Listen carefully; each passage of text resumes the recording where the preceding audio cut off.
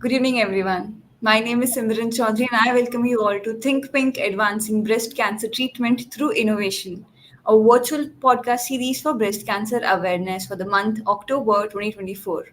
In this series, we will explore groundbreaking advancements in breast cancer care featuring insights from leading experts. And for today's episode, we are excited to have Mr. Subodh Gupta, CEO of Lord's Mark Microbiotech, with us. He has over 30 years of experience in healthcare and diagnostics. Mr. Gupta is known for his strategic leadership and innovation.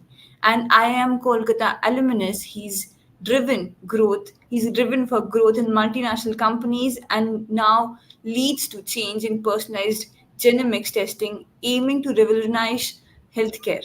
So we are happy to have him, and so let's dive deep into these innovations and how these are transforming breast cancer care. Welcome, Mr. Gupta. Thank you so much, Simran. It's a pleasure being with you on the session today. And I think it's a great opportunity for us to connect with all the women in our country during this period of Breast Cancer Awareness Month. So, thank you so much for giving me this opportunity, Simran. Thank you so much, Mr. Gupta, for coming to this show. And without, delaying this, me and all our audience want to know more about what exactly is Lord Mark Microbiotech and how it is leading in advancements of the diagnostics, genomics, or personalized medicine. So, I would like if you can tell us a bit about your organization, its journey, and your vision for advancing healthcare through innovation, particularly in the area of breast cancer detection and treatment. Right, of course. Thank you, Simran. So, Lordsmark Microbiotech is a part or a subsidiary company of Lordsmark Industries Limited. Lordsmark Industries Limited is there for last 26 years. We are present in many sectors, including solar LED lighting, electrical vehicles, IVD, pathology, genomics, uh, and pharma. Genomics has been the recent venture of Lordsmark Industries Limited. The whole idea of launching a genomics business is to provide advanced technology to the Indian population where the diseases can be screened and identified much earlier before the symptoms arise. So the idea is to shift from a reactive healthcare management to a preventive healthcare management. Now, coming to specifically breast cancer, Simran, let me bring out some statistics, not to create any fear, but just to emphasize upon how important it is to screen breast cancer early and to identify breast cancer early. There are close to 1,80,000 new cases of breast cancers which are identified every year in India. Globally, it is 26.3 million. Now, the problematic part is that the survival rate is just 50%. So, unfortunately, there are 90,000 deaths every year in India because of breast cancer. The reason being the traditional technologies or the traditional method of identifying a breast cancer, which is conventional, can identify such a disease only at a later stage, where the treatment becomes little difficult. The prognosis is difficult, and hence there are high mortality rates in those patients. With advent of advanced technologies like preventive genomic testing, this can be avoided to a great extent. So we at Lordsmark Microbiotech, through our testing called MyDNA, do a preventive genomic testing by two methods. We do a preventive genomics by identifying the SNPs, which is singular nucleotide polymorphism. To be very simple, these are the parts of building blocks of DNA, and any changes in the structure of these particular SNPs can lead to a higher risk of any disease, including the breast cancer. So there are certain SNPs for at a certain sequence in the DNA, and if there are change for anyone, there could be a higher risk for that. Now, by assessing these SNPs of an individual, we reach to a polygenic risk score. Now, polygenic risk score means what is my risk against the population risk. Suppose the population risk of the general population in the country for a breast cancer, especially ladies, is, for example, say 1. And if some individual risk is 1 a polygenic risk score is 1.5, then we tell the patient that you are at a higher risk as compared to the baseline risk. Normally, it is 12% of the Indian women who are at a risk of developing a breast cancer. So, by identifying the polygenic risk of an individual, we can screen the risk at a much earlier stage before any symptoms or any kind of changes do happen in the body. Now, second method is through NGS, which is the next generation sequencing, which we also do, through which we identify the mutations in certain genes like BRCA1 and BRCA2, which is very common. Yes. Now, if suppose any female in the family would have developed, unfortunately developed a breast cancer, the oncologist advised the other blood-related siblings to go for a BRCA1 or BRCA2 mutation test. So by doing this test, they come to know what is the if at all a mutation has happened in these two genes in other people also, and if that happens, the preventive steps are taken to prevent the cancer to affect that as of today healthy woman. So these are the two technologies which we deploy, or the two genomic testing methods which we deploy to identify the risk of breast cancer. I think that is great because we need more and more advanced treatment options, diagnostics options, which can detect all these diseases at a very, very early stage. Or even if there is a risk of having this, why can't we take all those precautions early, right?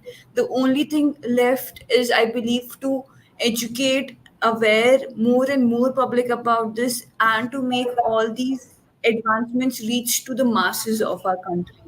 I think that's the only thing left. We have done the major part, that is the research and innovations, and that is all done. Yeah. True. So today, fortunately, we have these kinds of tools which can screen the problem at a much early stage. I mean, no one has to wait for the disease to show the symptoms or the tumor to arise to come to know that. I mean, by that time, as I told in my initial discussion, the cancer has reached a later stage where the survival rates are just 50% in India. So Yes. if the ladies can do their screening early, especially those who are in the fall in the age bracket where the risk starts. Earlier it Hmm. was 50 years, now it is 40 plus.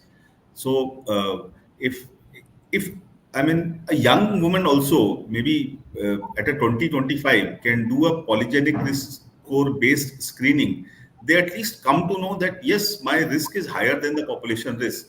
So they would be more focused when they reach that stage, not to ignore any changes which they see, or they can go for a more aggressive screening when they reach to that particular risk age.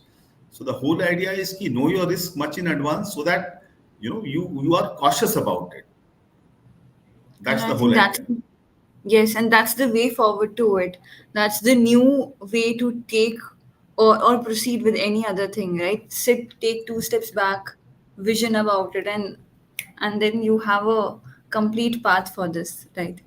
So True. you mentioned about the genomic testing, diagnostics, and every other things, but we also know that how large mark microbiotech is also leads charge in personalized medicine. So how does personalized healthcare as a key goal for Lord Marks Biotech, and how can genomic testing help in personalizing the breast cancer treatment options for patients? Can it guide more targeted therapies or preventive strategies? Of course. So, Simran, today the world is moving from one size fits all to a very personalized treatment, Yeah. and similarly in breast cancer also. Like we do a test for 170 plus drugs to identify whether this particular genotype will respond to this drug or not, or Hmm. is this drug going to be a toxic for them or not effective for them.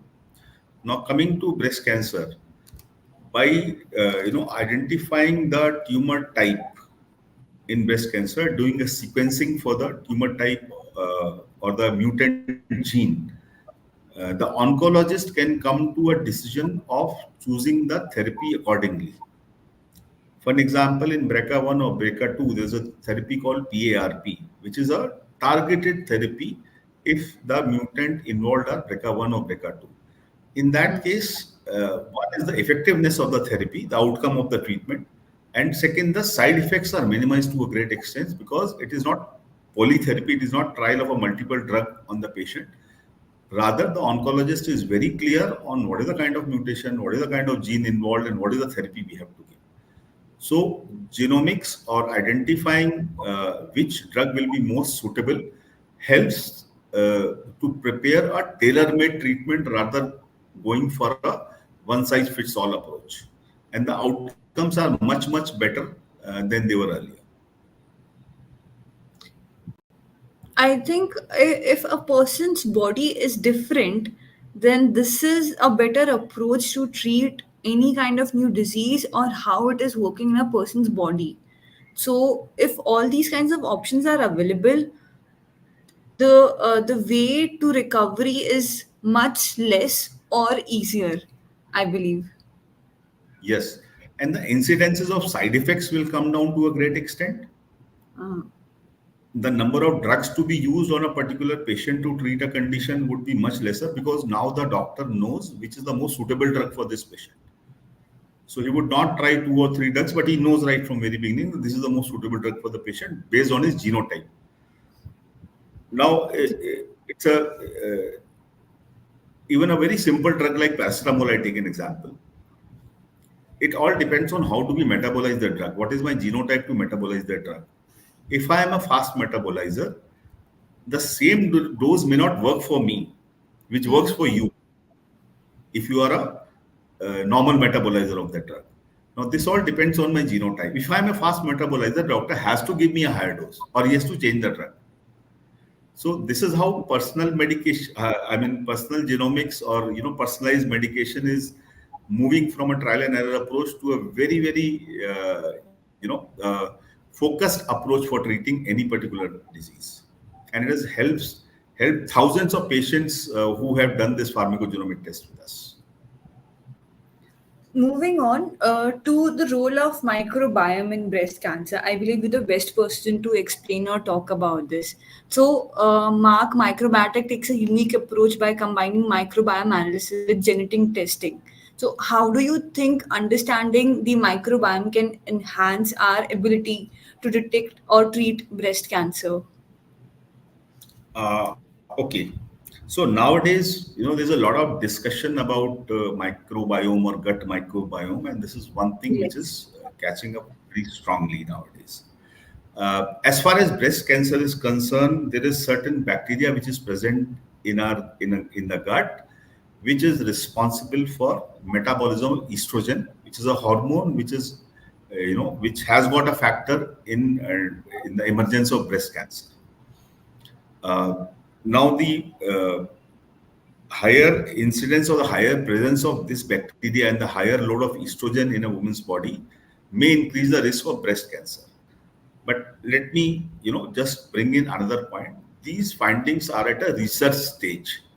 So today, there is no direct, linkage of a estrogen producing bacteria in the gut to the breast cancer.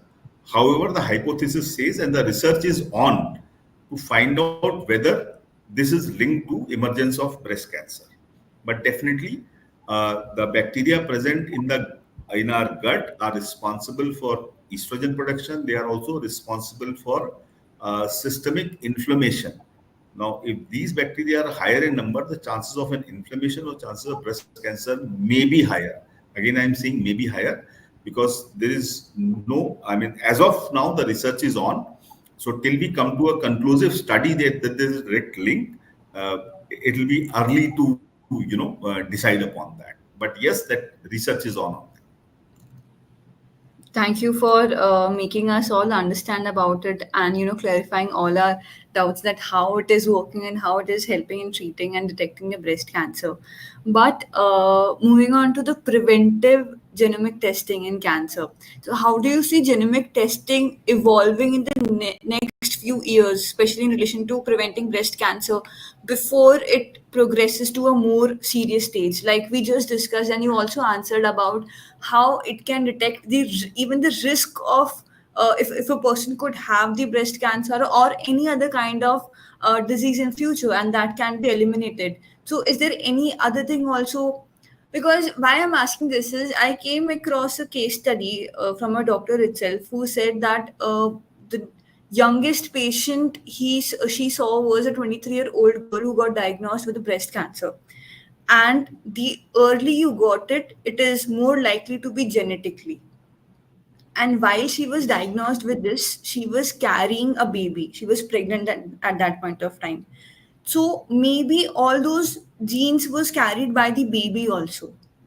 So, can we go with Yes. the testing of such preventive studies or preventive testing that we can diagnose or detect all those kind of genes in the baby at such an early stage, and can be worked in that early point of time so that the baby does not face any kind of problem while growing up or in his younger period of time? Right. So, Simran, awareness is the key to this. What Hmm. happens mostly, the breast cancer is inherited, it is familial in nature. Now, the mother or the grandmother or the great grandmother, if anybody would have suffered from cancer at any point of time, the risk to other females who are related by blood to that particular patient is quite high.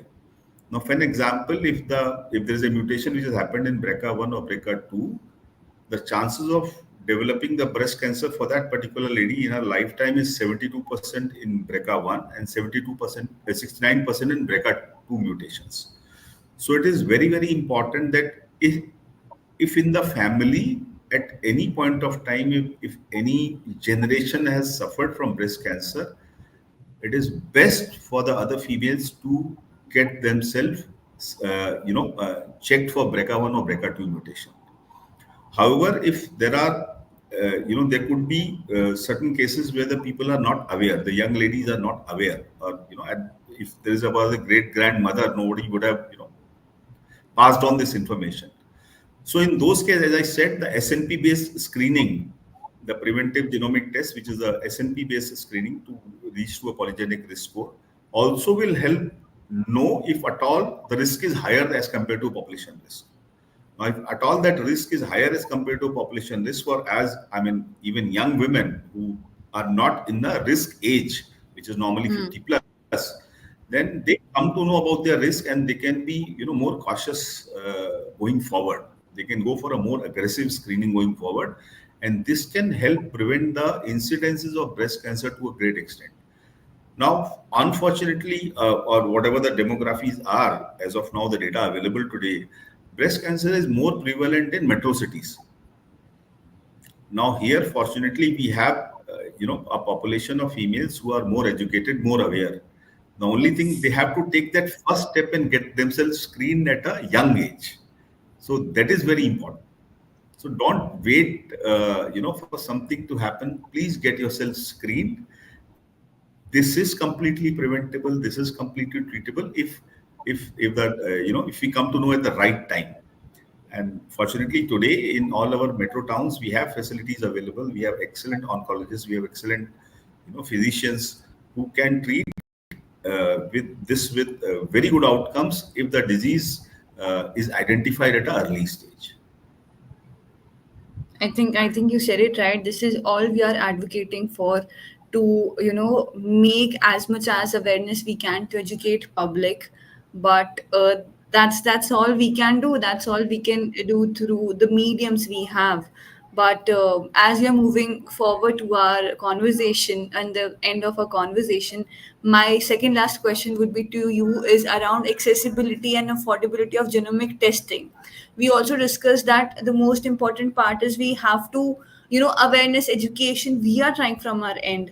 We have reached to a state where the innovations are done, new advancements are made, but accessibility is the key to making difference. So how is Microbiotech working to make these genomic testing more accessible and affordable for the general public, particularly in India, where healthcare accessibility is the biggest challenge? Okay. So our tests are accessible to an individual who lives in any part of the country. So we have our logistics and systems where we can reach to any part of this country wherever a test is required. Uh, that is part one of accessibility. If I come to affordability, Simran, today genetic testing is much more affordable than what it was a couple of years back. uh, the whole the whole idea is to how to create awareness that by spending a couple of thousand rupees, today many young people don't they go and buy a latest phone for 1.5 lakh rupees very easily, right? So spending a couple of thousand rupees on knowing your health risk is equally important. I don't say that you don't buy that fancy phone, but please spend a part of it on knowing your risk as well. The problem, because of lack of awareness, the preventive part of healthcare management is still at a very nascent stage in our country. So that is where we need to be, talking more about such preventive methods. We need to make more people aware about it so that people come forward and get themselves screened. The treatment part of any disease, any chronic disease, be it cancer, be it a cardiovascular disease, be it a neurological disease, is very, very expensive. And it's not only expensive, it is emotionally bearing on the family, right? Yeah, it So is. it's always advisable to please go for a screening so that, if I know there is a hairpin bend next, I'll slow down my car, right? Or I'll be more Yeah. careful with my brakes. So we are telling you Yes. that there could be a hairpin bend, please be careful. That's all. I think that's right, and how that's how we can sum up.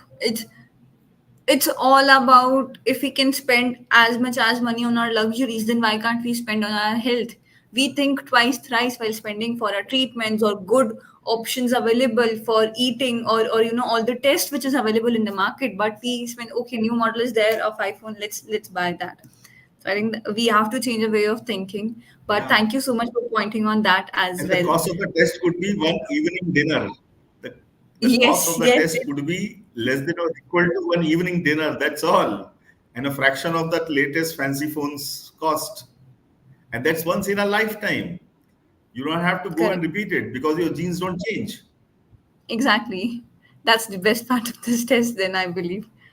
So that's an investment in your health.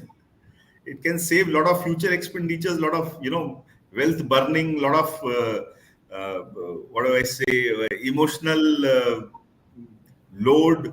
So all this can be preventive. It is preventable. It is getting to know it in advance is always good.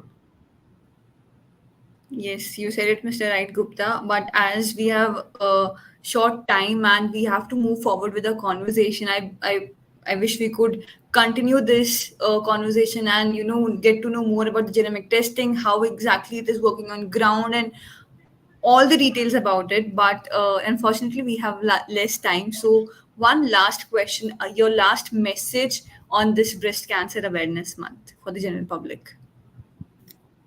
So on this very important period of breast cancer awareness, I would, even at the cost of repetition, I would say the best treatment is prevention. Please get yourself screened. Please know if at all you are at a risk of developing this particular disease. And our preventive test is very simple. It's a saliva based test. So for our preventive screening, we don't even require to take blood with the help of a phlebo. We can Hmm. send that kit to your home. You can do that test yourself, send it back to us. We will do the screening, we will do the analysis and send back the report to you.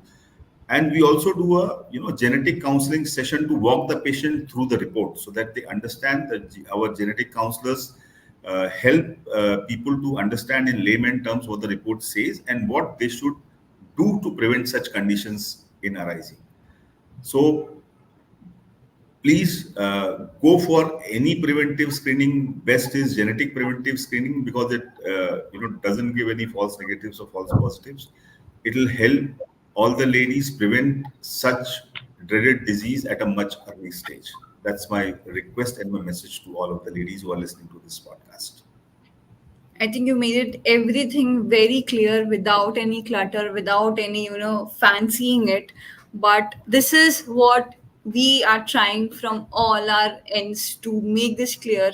But thank you so much for being one of a voice on spreading the awareness on breast cancer awareness. And it matters a lot. And thank you so much for sharing all your insights and expertise with us on the Breast Cancer Awareness Month. Thanks a lot, Mr. Gupta. Thank you, Simran. I'm thankful to you for giving me this opportunity to talk on this important subject. It was a pleasure talking to you. Thank you. Same here. Thank you.